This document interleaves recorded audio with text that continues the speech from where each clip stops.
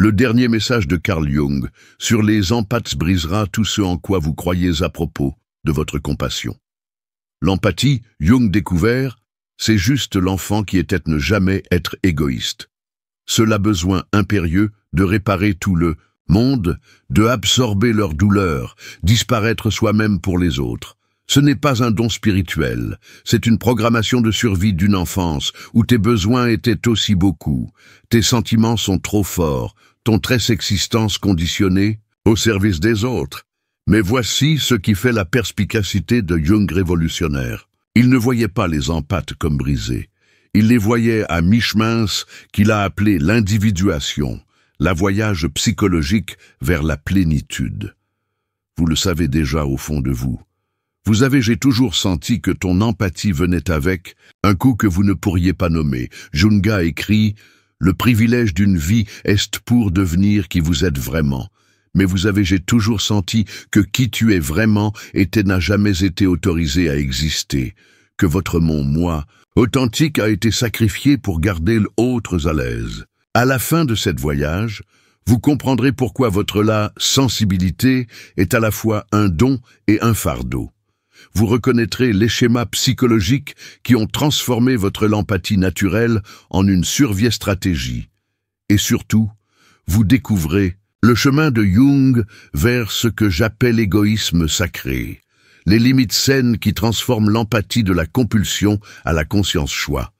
Il ne s'agit pas de devenir moins attentionné.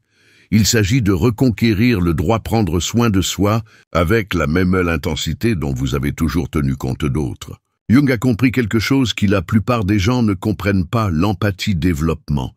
Ce que nous appelons l'empathie, les adultes, commence souvent par ce que j'appelle hypervigilance émotionnelle dans l'enfance, un mécanisme de survie, qui se développe lorsque la sécurité de l'enfant dépend en permanence surveiller les états émotionnels de leurs soignants. Réfléchissez à ce modèle, l'enfant qui apprend à lire l'humeur des parents avant même que le parent parle, le petit qui devient le baromètre émotionnel familial, toujours détecter les tempêtes avant qu'elles ne frappent.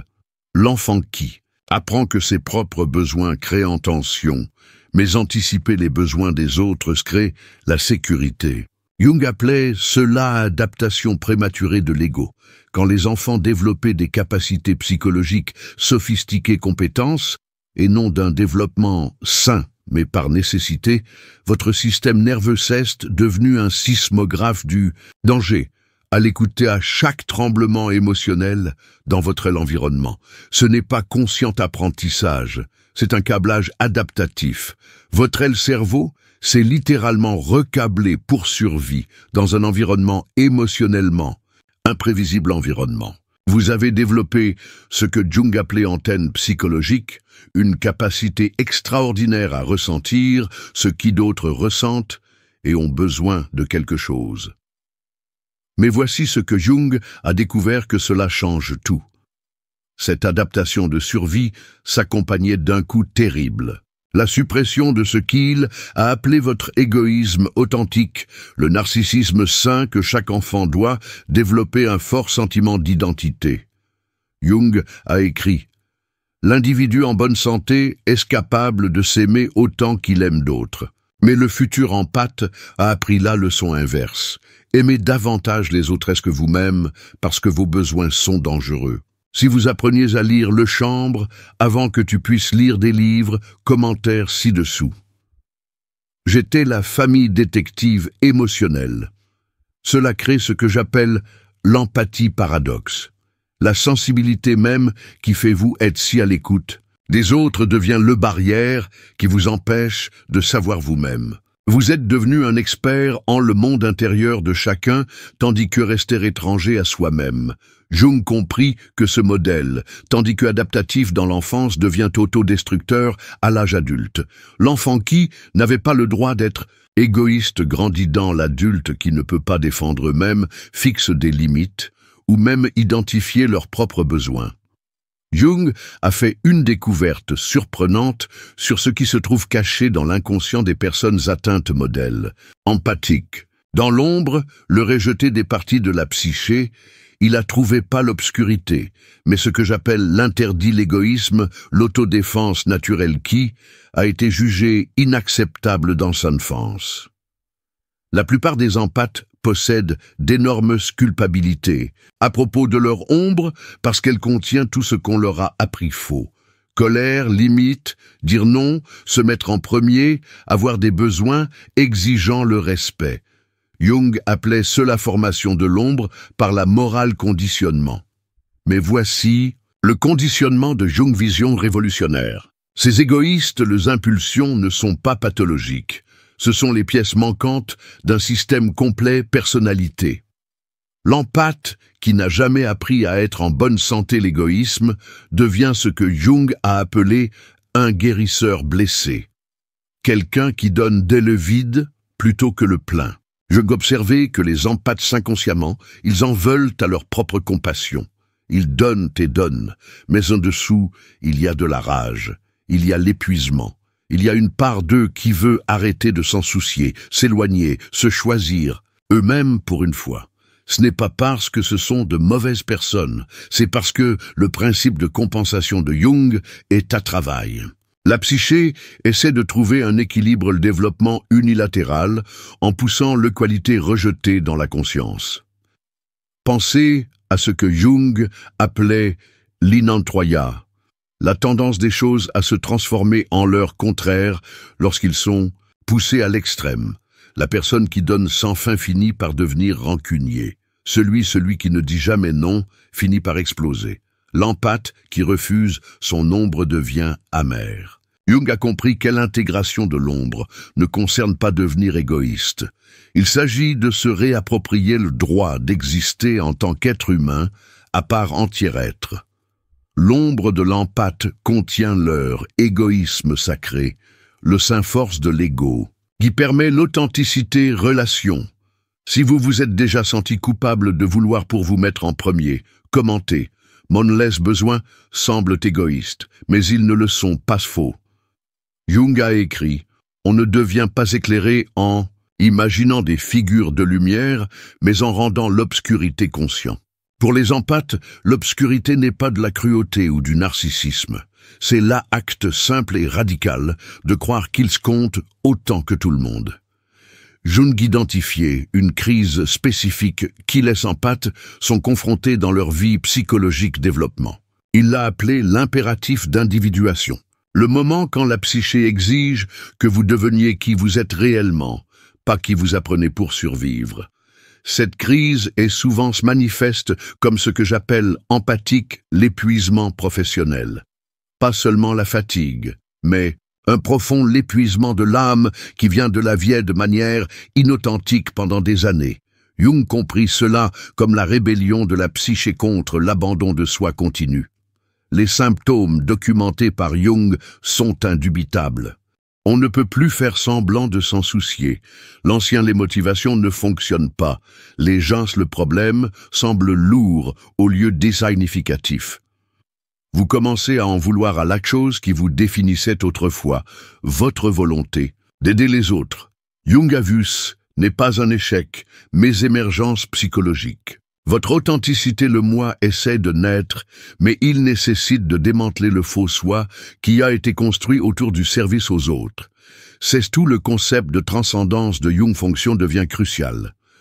La fonction transcendante est celle de la psyché capacité à combler les contradictions. Dans ce cas, le soi bienveillant et le prendre soin de soi. Il ne s'agit pas choisir entre l'empathie et l'égoïsme. Il s'agit d'intégrer les deux dans ce que Jung appelait individualiser plénitude. Jung a observé que les empathes cette crise donnent souvent l'impression qu'ils sont trahir tout le monde en changeant. Les gens dirent des choses comme « tu n'es plus le même personne plus » ou « tu es devenu égoïste ».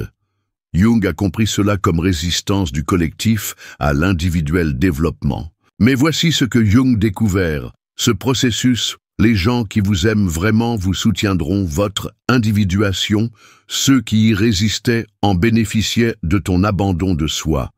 Jung a appelé cette différenciation l'anxiété, la peur que la santé laisse limite mettront fin aux relations. Jung a écrit « Le privilège d'une vieste de devenir qui vous êtes vraiment ». Mais pour les empathes, cela nécessite ce que j'appelle courage développemental, la volonté de décevoir les gens qui vous préféraient diminuer. Si on vous a dit que vous aviez changé depuis que les limites ont été fixées, commentaire, je n'ai pas changé, j'ai juste arrêté de se cacher. Jung a compris que cette crise d'individuation est en fait une urgence spirituelle. La demande de l'âme pour l'authenticité. L'empathe qui répond à cet appel ne devienne moins attentionné. Ils deviennent prendre soin consciemment au lieu de compulsivement attentionner. Jung a introduit un concept que la plupart des gens ne comprennent pas: égoïsme sacré. Ce n'est pas de l'égocentrisme narcissique, c'est ce que Jung appelait l'éthique obligation de devenir soi-même. Le reconnaissance que votre première responsabilité est envers vous-même, développement psychologique. Jung a écrit « Votre vision devient claire lorsque vous pouvez regarder dans ton propre cœur. Qui regarde rêve extérieur? Qui regarde à l'intérieur se réveille. » Pour les empathes, regarder souvent à l'intérieur révèle des années de négligence de soi déguisées comme vertu. Ce que j'appelle conscient l'égoïsme implique plusieurs éléments clés, éléments que Jung a identifiés comme nécessaires à la santé psychologique. Premièrement, la souveraineté émotionnelle, reconnaissance que vous n'êtes pas responsable pour gérer les sentiments des autres.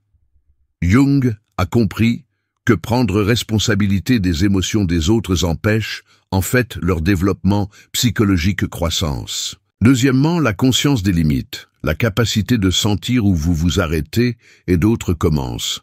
Jung appelait cela l'égo-développement des limites, et il le voyait comme essentiel à la fois pour la santé individuelle et de relations authentiques. Troisièmement, il faut de la légitimité, en acceptant que vos besoins sont aussi valables que ceux de n'importe qui d'autrui. Jung a observé que les empathes traitaient leurs propres besoins comme facultatifs, tandis que traitaient les besoins des autres comme obligatoires. Jung découvert que les empathes qui développent l'égoïsme sacré deviennent en fait plus serviables. Pas moins. Ils donnent par choix plutôt que par contrainte, par plénitude plutôt que du vide, de la force plutôt que la faiblesse. Cela crée ce qui Jung a appelé l'amour différencié, capacité à prendre soin des autres sans perdre dans le processus. Vous pouvez ressentir de la compassion sans absorber la douleur. Vous pouvez offrir votre soutien sans prendre responsabilité. On peut aimer sans disparaître.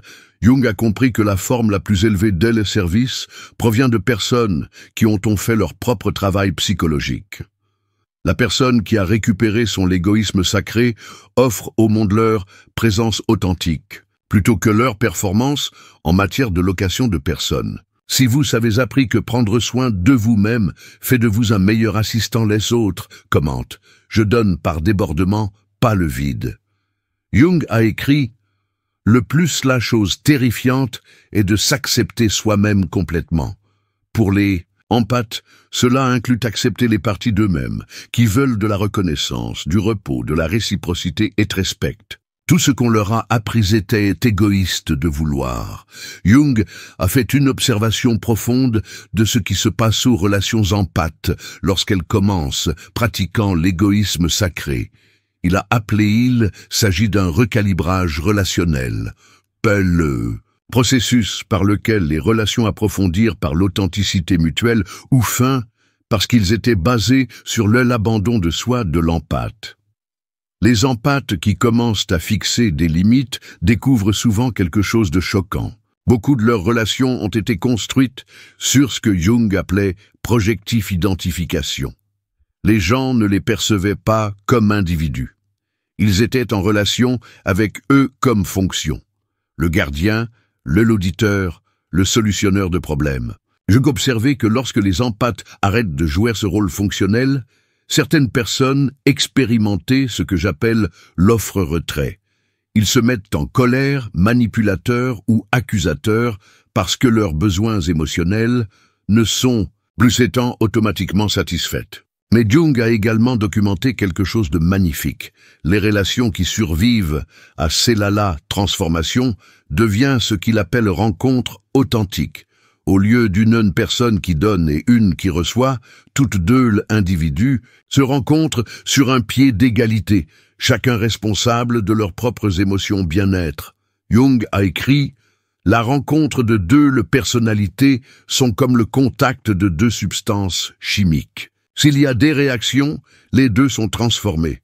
Mais une véritable rencontre ne peut avoir lieu qu'entre personnes individualisées. Ceux qui savent là où ils finissent et où d'autres commencent. C'est pourquoi Jung a souligné que les empathes doivent apprendre ce que j'appelle le relationnel sélectivité. Tout le monde ne mérite pas d'avoir accès à votre empathie. Ce ne sont pas toutes les personnes qui demandent l'aide et prêtes à la recevoir. Tous les une relation qui semble familière est en bonne santé. Jung comprenait que les empathes confondent souvent intensité et intimité, besoin avec amour et drame avec profondeur. Apprendre à reconnaître la différence nécessite de développer ce que Jung a appelé discernement psychologique. La capacité voir les gens tels qu'ils sont plutôt que tels vous souhaiteriez qu'ils le soient. Les individualiser l'empathie. Attire des personnes différentes de l'empathe qui s'abandonne à lui-même. Il dessine ceux qui font aussi leur propre travail psychologique plutôt que ceux à la recherche de quelqu'un pour le faire à leur place. Jung a observé que ce changement peut être ressenti solitaire au début parce que l'empathe est brisé les schémas générationnels de codépendance, mais cela mène finalement à ce qu'il appelait appartenance authentique. Des relations fondées sur le respect mutuel plutôt qu'un besoin mutuel. Si vous avez remarqué que fixer des limites change qui veut être près de toi, commente. J'ai attiré mes égaux quand j'ai arrêté accepter moins. La sagesse de Jung ici est claire. Vous ne pouvez pas avoir d'authentiques relations jusqu'à ce que vous deveniez une personne authentique. Et devenir authentique nécessite d'embrasser votre sacré l'égoïsme. La vision de Jung, la plénitude psychologique, inclut ce que j'appelons l'empathe intégré. Quelqu'un qui a retrouvé sa sensibilité en tant que choix conscient plutôt qu'une compulsion inconsciente. Cette personne représente l'idéal d'individuation de Jungatain. L'empathie intégrée possède ce que Jung appelait la conscience, l'empathie, la capacité de ressentir avec les autres sans se perdre dans le processus. Ils ont appris à utiliser la sensibilité comme outil plutôt que comme utilisé par lui. Jung a identifié plusieurs caractéristiques psychologiques intégration qui s'appliquent plus spécifiquement aux empathes. Premièrement, le choix émotionnel, la capacité à décider quand et dans quelle mesure ressentir autre. Jung comprenait que la santé et l'empathie a un interrupteur marche-arrêt contrôlé par la volonté consciente, plutôt qu'automatique réponse. Deuxièmement, compatissant détachement, la capacité de se soucier sans se portant.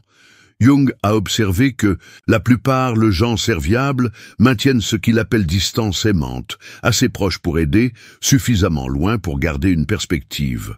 Troisièmement, les relations réciproques, des connexions où l'empathie circule à la fois façon.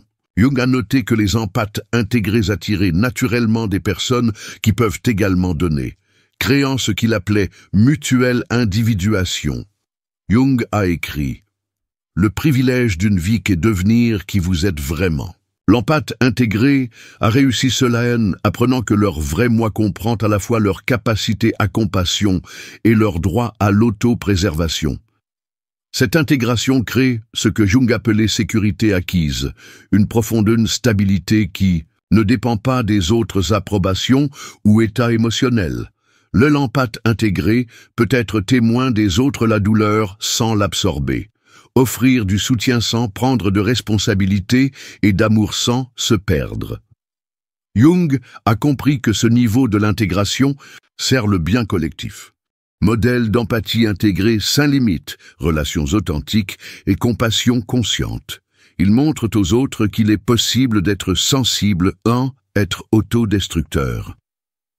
Le voyage de l'empathie inconsciente à l'empathie consciente est ce que Jung appelait le voyage du héros dans la psyché, nécessite de faire face à l'ombre, d'intégrer le contraire et le choix de la plénitude sur l'approbation. Si vous avez appris à aider l'autre sans vous blesser, commentaire, je suis un empathe conscient maintenant. La dernière idée de Jung sur les empathes est ceci. Votre sensibilité est vraiment un don, mais seulement lorsqu'il est proposé, depuis un endroit par choix plutôt que par contrainte, la force plutôt que la faiblesse, la plénitude plutôt que la blessure. La découverte la plus profonde de Jung sur les empathes se concentre sur ce que j'appelle le réalisation de la liberté. Le moment où vous comprenez que votre empathie n'a jamais été liée aux autres. Il s'agissait de vous essayant de vous sentir en sécurité dans un monde imprévisible. Jung a écrit « Tout ce qui irrite nous sur les autres peut nous conduire à une compréhension de nous-mêmes. » Le parcours d'un empathe révèle que son hyper-responsabilité envers les autres était en fait une tentative de contrôler leur environnement pour empêcher l'émotionnel chaos qu'ils ont vécu dans leur enfance. Cette prise de conscience peut être à la fois libératrice et terrifiant. Cela signifie reconnaître qu'une grande partie de ce qui tue, à s'appeler l'amour, était en fait gestion psychologique, inconsciente stratégie pour garder les gens calmes et heureux, et stables pour que vous puissiez vous sentir en sécurité. Mais Jung a découvert quelque chose de libérateur à propos de cette réalisation. Une fois que vous comprenez que votre empathie, qui était une stratégie de survie, tu peux choisir pour le conserver ou le transformer. Vous n'êtes pas plus contrôlé. Par l'inconscient programmation, vous devenez ce que Jung appelait l'auteur de votre propre psychologie-histoire. Cette liberté crée ce que j'appelle une empathie authentique. Une sensibilité qui vient de l'amour plutôt que de la peur, le choix plutôt que la contrainte, la force plutôt que la vulnérabilité. L'empathe intégré ressent avec les autres parce qu'ils le veulent, pas parce qu'ils devoient. Jung a observé que la transformation déclenche souvent ce qu'il appelait culpabilité existentielle. Ce sentiment que tu trahis ton essentiel à nature en changeant la voix dans votre tête qui dit « mais j'ai toujours été l'aidant » ou « les gens dépendent de moi » ou « et si personne ne m'aimait, si je ne le faisais pas, utile ». Mais Jung comprenait cette culpabilité comme la résistance finale du faux moi qui a été construit autour du service d'autres. Il l'appelait le deuil identitaire, pleurer la version de vous-même qui n'a jamais été réelle, mais semblait familier. Jung a également identifié ce qu'il a appelé le paradoxe de la liberté.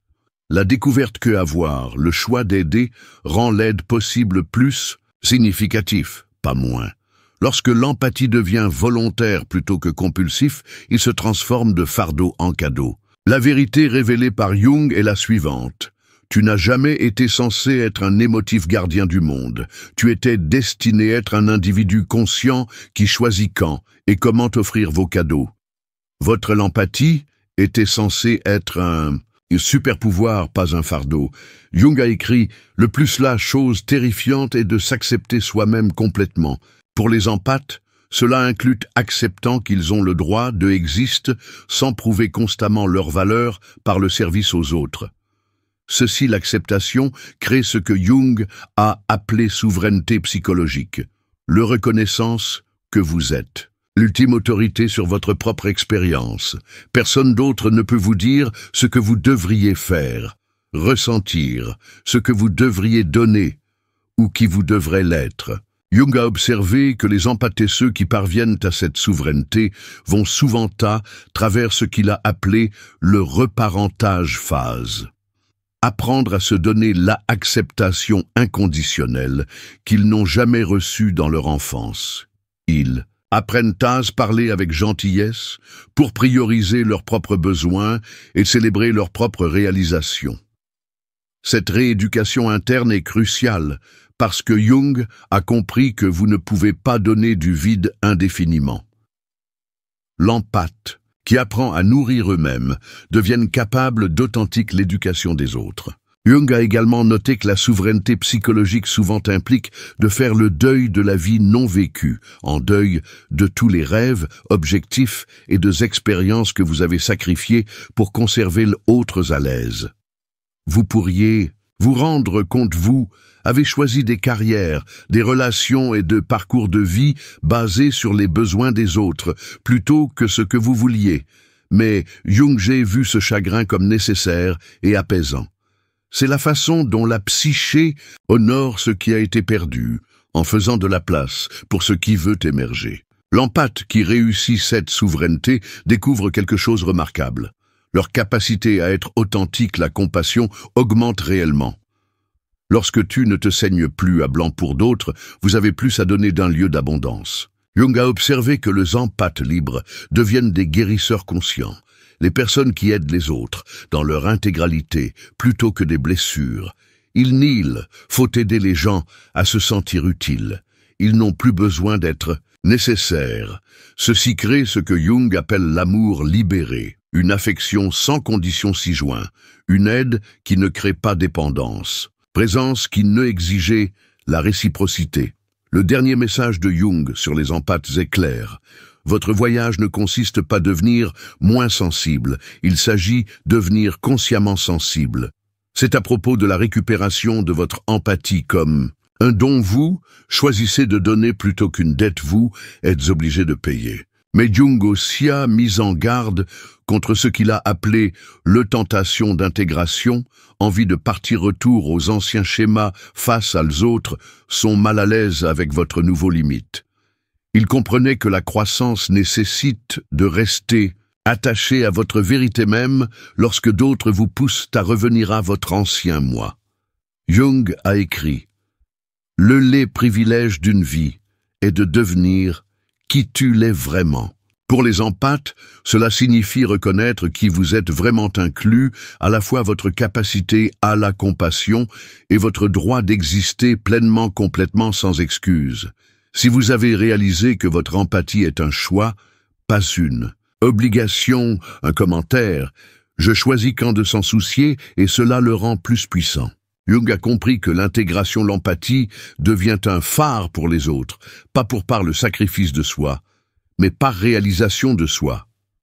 Vous montrez au monde à quoi cela ressemble être à la fois sensible et fort, attentionné et délimité, empathique et entier. La liberté de choisir quand et comment prendre soin est le cadeau ultime que Jung a offert à empath. Il transforme la sensibilité d'une faiblesse que d'autres exploitent pour en faire une force que vous déployez inconsciemment. L'empathe n'est que l'enfant qui était « je n'ai jamais eu le droit d'être égoïste ». Mais maintenant, comprendre ce que Jung voulait vraiment dire. Votre empathie n'est pas votre défaut, c'est votre développement inachevé. Vous apprenez à utiliser votre sensibilité comme outil de survie au lieu de le développer comme conscient choix. Jung nous a montré que le chemin avancé ne signifie pas devenir moins sympathique. Il s'agit de devenir consciemment empathique. Il s'agit de récupérer ce qu'il appelait votre sacré l'égoïsme. La force d'un ego sain qui permet des relations authentiques, un service authentique. Vous n'êtes pas obligé de choisir entre prendre soin des autres et prendre soin de soi. Jung, le processus d'individuation, vous montre comment intégrer les deux dans la psychologie plénitude. L'enfant qui n'a jamais été autorisé à être égoïste peut se transformer en adulte qui choisit quand et comment donner leur don. Votre sensibilité est en effet une superpuissance, mais seulement quand il s'agit de la force plutôt que de la survie, choix plutôt que contrainte, plénitude plutôt que d'être blessé. Jung a passé la vie, prouve que les plus empathiques gens sont ceux qui ont appris à sympathiser avec eux-mêmes en premier. La prochaine fois que quelqu'un vous dit que vous êtes trop sensible ou que vous êtes devenu égoïste, souviens-toi de la sagesse de Jung. Tu es pas trop pour ce monde. Tu es juste devenir enfin suffisant pour soi-même. Et cette transformation de l'inconscient l'empathie à l'empathie consciente est exactement ce dont le monde a besoin. Pas plus de personnes qui donnent jusqu'à la rupture, mais plus encore les gens qui connaissent leurs valeurs et donnent du débordement. Si vous souhaitez explorer d'autres idées de Jung sur transformation psychologique, découvrez ma vidéo « Pourquoi vous avez perdu tout intérêt pour votre loisir ?» Après l'éveil où l'on plonge sur la façon dont le développement de la conscience change votre relation avec activité et intérêt. L'empathe n'a jamais été autorisé à être égoïste, enfin libre de choisir. Et ce choix aimer soi-même, autant qu'on aime l'autre, sont le cadeau le plus généreux que vous puissiez donner à un monde qui en a désespérément besoin de personnes entières, conscientes et intégrées. Merci d'avoir regardé. À bientôt. Dimension.